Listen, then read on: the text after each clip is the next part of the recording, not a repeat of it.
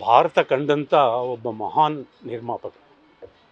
ಅವರು ತೆಲುಗಿನಲ್ಲಿ, ತಮಿಳಿನಲ್ಲಿ ರಜನಿಕಾಂತ್ ಅವ್ರ ಜೊತೆ, ಹಿಂದಿನಲ್ಲಿ ರಜನಿಕಾಂತ್ ಅವ್ರ ಜೊತೆ ಚಿತ್ರ ಮಾಡಿ, ಕನ್ನಡದಲ್ಲಿ 50 ಹೆಚ್ಚು ಚಿತ್ರಗಳನ್ನು ಕೊಟ್ಟಂಥ ಮಹಾನ್ ನಿರ್ಮಾಪಕ ಹಾಗೂ ದಕ್ಷ ನಿರ್ದೇಶಕ. ನಾನು ಅವ್ರ ನಿರ್ದೇಶನದಲ್ಲಿ 3 ಚಿತ್ರದಲ್ಲಿ ಆ್ಯಕ್ಟ್ ಮಾಡಿದ್ದೀನಿ. ನೀ ಬರೆದ ಕಾದಂಬರಿ, ಡ್ಯಾನ್ಸ್ ರಾಜ ಡ್ಯಾನ್ಸ್, ಕೃಷ್ಣಾನಿ ಕುಣಿದಾಗ. ಆಮೇಲೆ ಅದ್ರ ಜೊತೆಗೆ ಒಬ್ಬ ಪ್ರತಿಭಾವಂತ ಕಲಾವಿದ.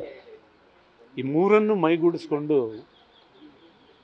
ನಾನು ಒಳ್ಳೊಳ್ಳೆ ಚಿತ್ರಗಳನ್ನು ಕೊಡ್ತೀನಿ ಅನ್ನೋ ಒಂದೇ ಮನಸ್ಸಿಟ್ಕೊಂಡಿದ್ದಂಥ ಒಬ್ಬ ಮಹಾನ್ ನಿರ್ದೇಶಕರು.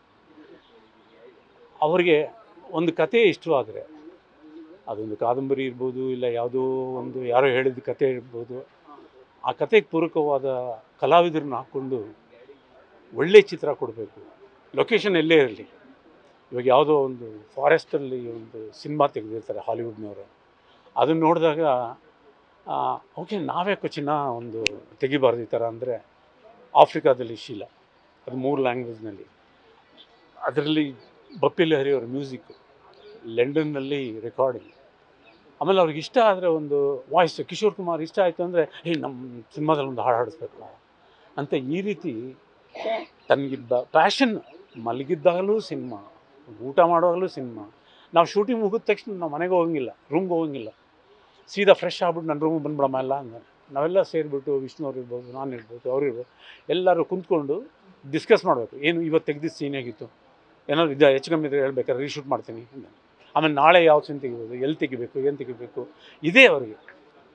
ರಕ್ತದ ಕಣದಲ್ಲೂ ಅವರಿಗೆ ಸಿನಿಮಾ, ಒಳ್ಳೊಳ್ಳೆ ಸಿನಿಮಾ ಕೊಡಬೇಕು ಕನ್ನಡ ಚಿತ್ರರಂಗಕ್ಕೆ, ಇನ್ನೂ ಬೇರೆ ಲ್ಯಾಂಗ್ವೇಜಲ್ಲಿ. ಇದೊಂದೇ ಆಸೆ ಇದ್ದದ್ದು ಅವರಿಗೆ. ಒಂದು ಸಾರಿ ಹೇಳಿದ್ರು, ಸರ್ ಅದು ಲಾಸ್ ಆದ ಬಿಡು, ನಾನು ಕಷ್ಟಪಟ್ಟು ನನಗಿಷ್ಟವಾದ ಪಿಕ್ಚರು ಅಂತ ಮಾಡಿದೆ, ಅದು ಜನಕ್ಕೆ ಇಷ್ಟ ಆಗಲಿಲ್ಲ. ಆದರೆ ಅದ್ರ ಹಿಂದೆ ತೆಗೆದ ಪಿಕ್ಚರು ಅದು ನನಗಿಷ್ಟ ಆಗಿ ಅಂತ ಮಾಡಿದೆ, ಡ್ಯಾನ್ಸ್ ರಾಜ ಡ್ಯಾನ್ಸು. ಅದು ಜನ ಎಲ್ಲ ನೋಡಿದ್ರಲ್ಲ, ಚೆನ್ನಾಗಿ ಕೈ ತುಂಬ ದುಡ್ಡು ಕೊಟ್ಟರಲ್ಲ. ನಾವು ಬರುವಾಗ, ಇಂಡಸ್ಟ್ರಿಗೆ ಬರುವಾಗ ಏನು ತೊಗೊಂಡು ಬಂದೆ, ಹೋಗುವಾಗ ಏನು ತೊಗೊಂಡೋಗ್ತೀನಿ, ಏನೂ ಇಲ್ಲ. ಒಳ್ಳೆ ಚಿತ್ರ ಮಾಡಬೇಕು ಅನ್ನೋ ಉದ್ದೇಶ ನಾನು ಅದನ್ನು ಮಾಡ್ತಾಯಿದ್ದೀನಿ ಅಂತ ಹೇಳಿ, ಇಷ್ಟು ಎಂಜಾಯ್. ಅವ್ರ ಶೂಟಿಂಗಲ್ಲಿ ಟೆನ್ಷನ್ನೇ ಇಲ್ಲ. ಒಂದೇನೋ ಒಂದು ಪಿಕ್ನಿಕ್ ಇದ್ದಂಗೆ ಇರ್ತಾಯಿತ್ತು. ಆಮೇಲೆ ಊಟ ಚೆನ್ನಾಗಿರಬೇಕು. ಕೇಳೋರು, ಮರಿ ಊಟ ಚೆನ್ನಾಗಿದೆ ಅಮ್ಮ, ಇಲ್ಲಾಂದರೆ ಹೇಳು, ನಾನು ಚೇಂಜ್ ಮಾಡಿಬಿಡ್ತೀನಿ ಒಂದು ಏನು ಕೇಟ್ರನ್ನ ಅಂತ ಹೇಳೋದು. ಅಂಥ ಒಬ್ಬ ಮಹಾನ್ ವ್ಯಕ್ತಿ ಇವತ್ತು ನಮ್ಮನ್ನು ಹಗಲು ಹೋಗಿದ್ದಾರೆ. ನಾನು ಭಗವಂತನಲ್ಲಿ ಬೇಡ್ಕೊಳ್ಳೋದು ಇಷ್ಟೇ, ಪುನರ್ಜನ್ಮ ಅಂಥದ್ದು ಏನಾದರೂ ಇದ್ದರೆ ಅವ್ರು ಮತ್ತೆ ಕರ್ನಾಟಕದಲ್ಲೇ ಹುಟ್ಟಿ, ಕರ್ನಾಟಕದ ಇಂಡಸ್ಟ್ರಿನಲ್ಲೇ ಅವರು ಬದುಕಲಿ, ಎಲ್ಲರನ್ನೂ ಆಶೀರ್ವಾದ ಮಾಡಲಿ, ಅನ್ನದಾತರಾಗಿರಲಿ ಅನ್ನೋದೊಂದೇನೆ. ಅವ್ರ ಆತ್ಮಕ್ಕೆ ಶಾಂತಿ ಸಿಗಲಿ, ಅವ್ರ ಕುಟುಂಬದ ಸದಸ್ಯರಿಗೆ ಎಲ್ರಿಗೂ ಈ ದುಃಖ ಭರಿಸುವಂಥ ಧೈರ್ಯ ಭಗವಂತ ಕೊಡಲಿ ಅಂತ ಹೇಳಿ ಭಗವಂತನ ಪ್ರಾರ್ಥಿಸ್ತೀನಿ. Thank you. ನ್ಯೂಸ್ ಫಸ್ಟ್, ನಿರ್ಭೀತಿಯಿಂದ ನಿಮ್ಮ ಪರವಾಗಿ.